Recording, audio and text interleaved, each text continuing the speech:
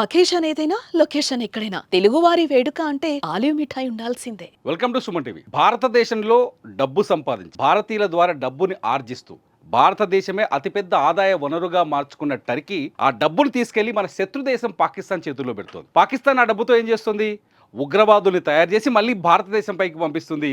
భారతీయుల రక్తాన్ని కళ్ళ చూసేలా చేస్తోంది. టర్కీ చేస్తున్న ఈ ద్రోహం ఆపరేషన్ సింధూర్తో మరోసారి స్పష్టంగా బయటపడింది. ఇప్పటికే భారతదేశ వ్యాప్తంగా బైకాట్ టర్కీ అనే ఉద్యమం సోషల్ మీడియా వేదికగా మొదలైంది. కేంద్ర ప్రభుత్వం కూడా ఈ ఉద్యమంలో పాలు పంచుకుంది. టర్కీకి సంబంధించిన సంస్థల్ని రద్దు చేస్తుంది. ఏదైతే ఎయిర్పోర్ట్స్లో ఇండియన్ ఎయిర్పోర్ట్స్లో ఏదైతే కీలకంగా సెక్యూరిటీ క్లియరెన్స్ సెలబీ సంస్థ ఏదైతే ఉందో సెక్యూరిటీ క్లియరెన్స్లో ఆ సెలబీ సంస్థని కూడా తొలగించేసింది. అంతేకాదు టర్కీపై వస్తువుల దిగుమతులపైన కూడా పునరాలోచనలో పడింది. ఇప్పటికే మహారాష్ట్ర, పూణే లాంటి ఏరియాలో టర్కీ యాపిల్స్కి చాలా గిరాకీ ఉంటుంది. ఆ యాపిల్స్ని దిగుమతి చేసుకోకూడదని ఒక నిర్ణయానికి వచ్చింది.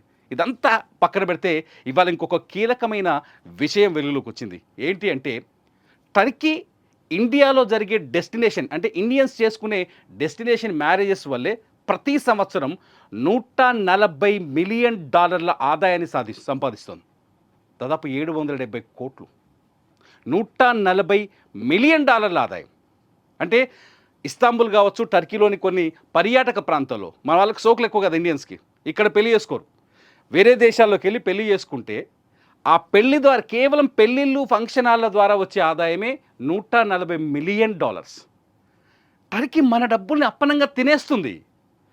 ఎట్ ది సేమ్ టైం ఇవాళ ఒక డేటాను పరిశీలిస్తే 2013లో ఇది 2018లో 2018లో కేవలం 13 మ్యారేజ్లు జరిగాయట. డెస్టినేషన్ ఇండియన్ సోక్ చాలా ఎక్కువ. ఎంత భారతీయుల సోక్ ఎంత ఎక్కువ చెప్పొచ్చు.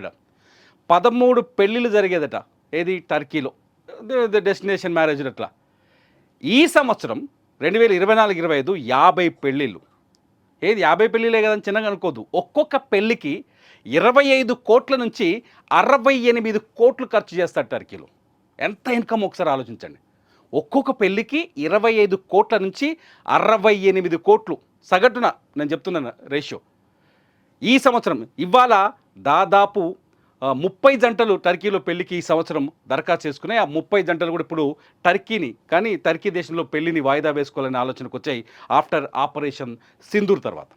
ఆపరేషన్ సింధూర్తో ఇవాళకున్న లెక్క ప్రకారం దాదాపు $90 మిలియన్ నష్టం టర్కీకి ఏర్పడింది.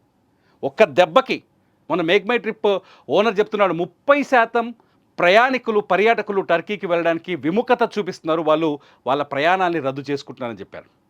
ఇవాళ ఒక మ్యారేజ్ బ్యూరో ఏదైతే ఇంటర్నేషనల్ లొకేషన్స్లో పెళ్ళిళ్ళు ఈ డెస్టినేషన్ మ్యారేజ్లు ఏర్పాటు చేసి ఒక మ్యారేజ్ బ్యూరో చెప్పింది, ఇప్పటికే 30 పెళ్ళిళ్ళు రద్దు వైపు ఉన్నాయి. టర్కీలో ఒక్క పెళ్లి కూడా చేసుకోవద్దని డిసైడ్ అయినారట. దాదాపు $90 మిలియన్ అమౌంట్ నష్టపోయే అవకాశం ఉంది టర్కీ చేసిన ద్రోహానికి ఇంకా తక్కువ ఇదంతా చేసేది. భారతదేశం నుంచి పర్యాటకులు టర్కీ, అజర్బైజాన్ చాలా ఎక్కువ మంది వెళ్ళిపోతారు. అజర్బైజాన్ కూడా ఒక అందమైన దేశం. ఈ బిజినెస్ టూరిస్టులు అంతా ఎక్కువ మంది అజర్బైజాన్ వెళ్తారు. సో టర్కీ చేసిన ద్రోహానికి ఇది పరిహారం చెల్లించుకోక తప్పట్లేదు టర్కీకి.